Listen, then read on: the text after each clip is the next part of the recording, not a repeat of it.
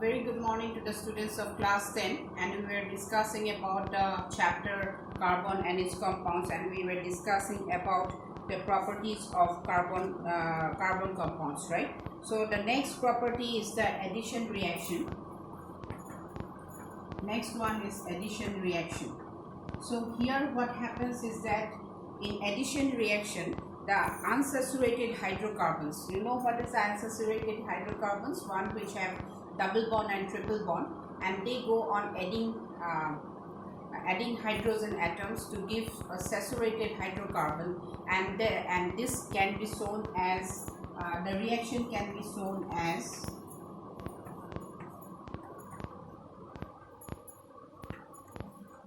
right. So this R is actually the alkyl group. So when it is treated with nickel catalyst, now as I have already told you what are catalysts, it enhances the rate of reaction, and they themselves do not undergo any change in the presence of hydrogen. So this hydrogen is being added to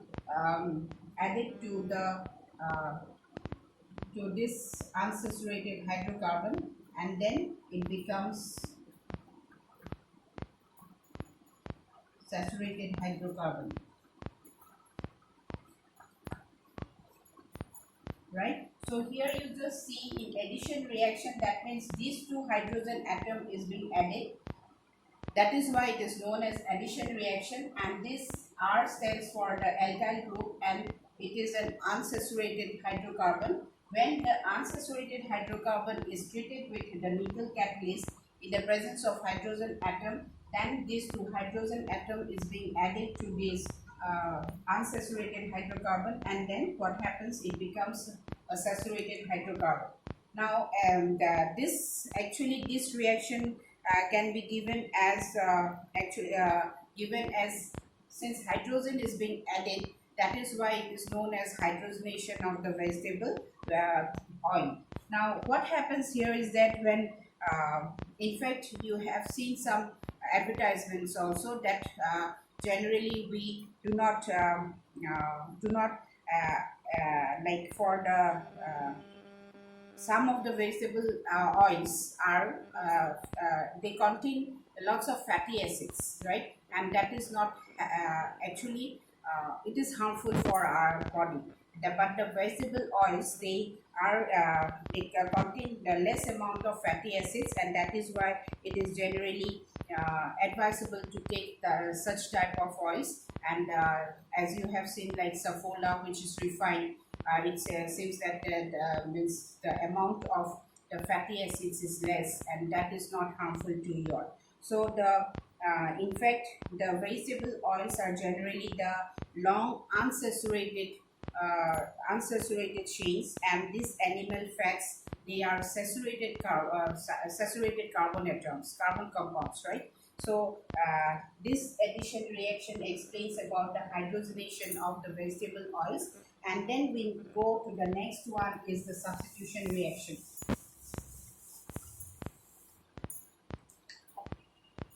Next one is substitution.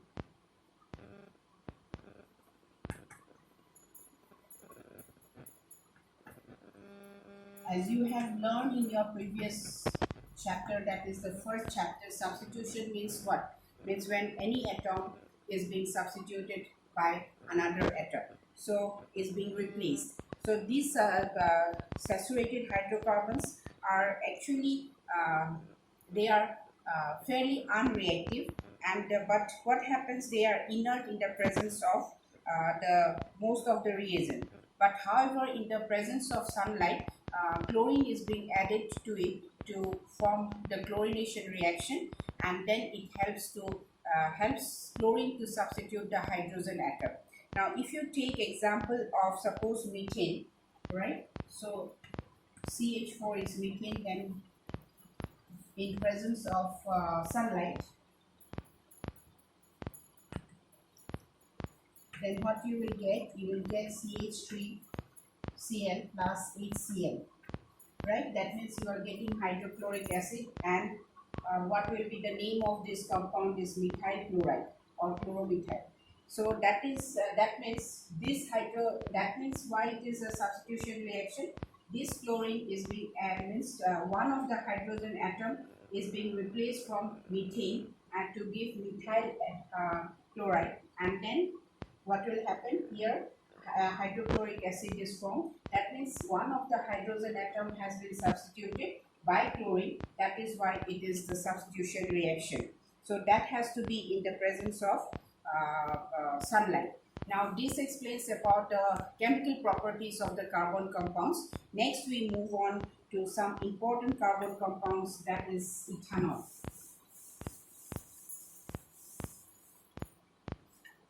So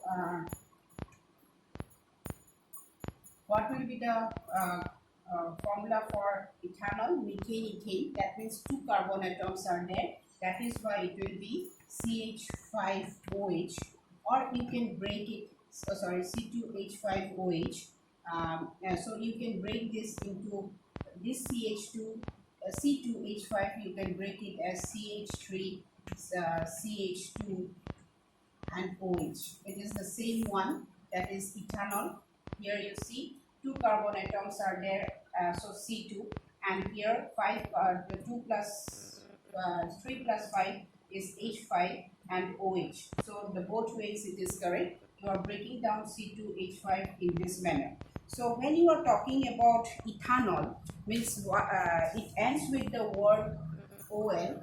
That is why it is alcohol. So what is the melting point and the boiling point? Melting point of ethanol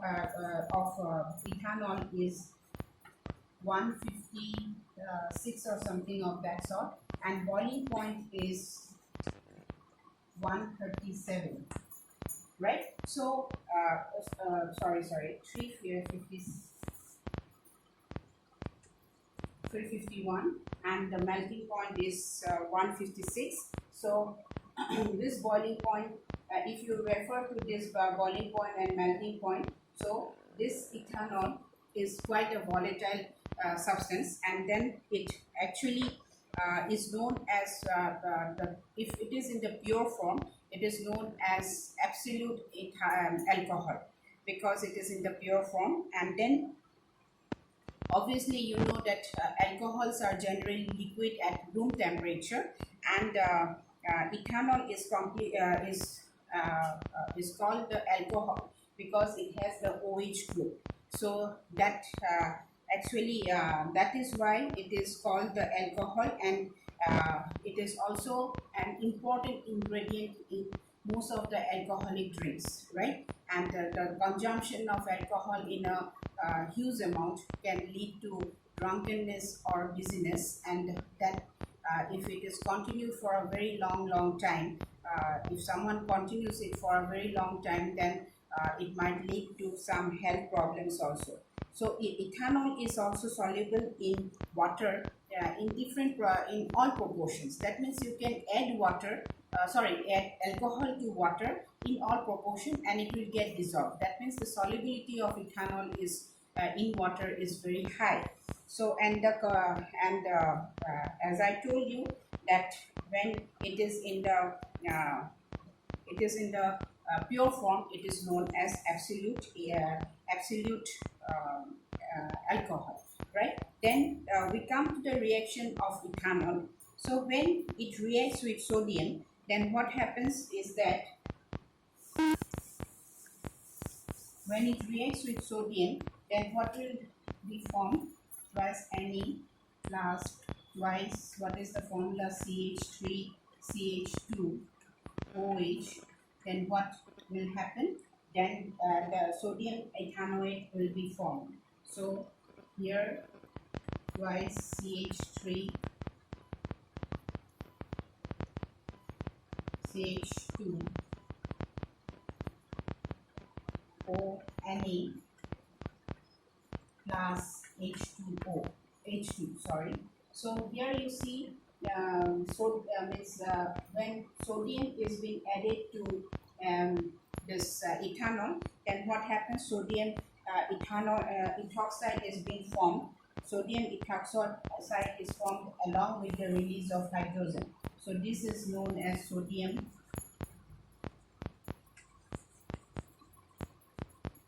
ethoxide, right? And in fact, this it actually gives reaction to give unsaturated hydrocarbon when you are heating ethanol at 443 degree in presence of excess sulfuric acid. Then what will happen? You will get means it will be dehydration of alcohol. Dehydration means you are losing out losing out the water molecule. So what will be the reaction for this is that when CH3 CH2OH is treated with concentrated sulfuric acid,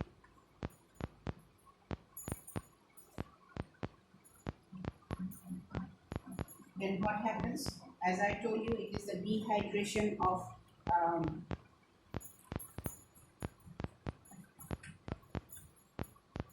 dehydration. So water molecule will get out. That means D will come out. That means what happens here is that H2O. So we are treating this in concentrated sulfuric acid. So what happens? This alcohol will be treated in excess of, remember, excess of sulfuric acid to give you to release the molecule of water, and that will actually give you a ethene, right? Because it is double bond, so this is ethene. Okay, so this is a reaction with to give unsaturated hydrocarbon. So that we will continue next with ethanoic acid, that is carboxylic acid, and till that time please try to clear out your doubts and do come out with your doubts in the Zoom class.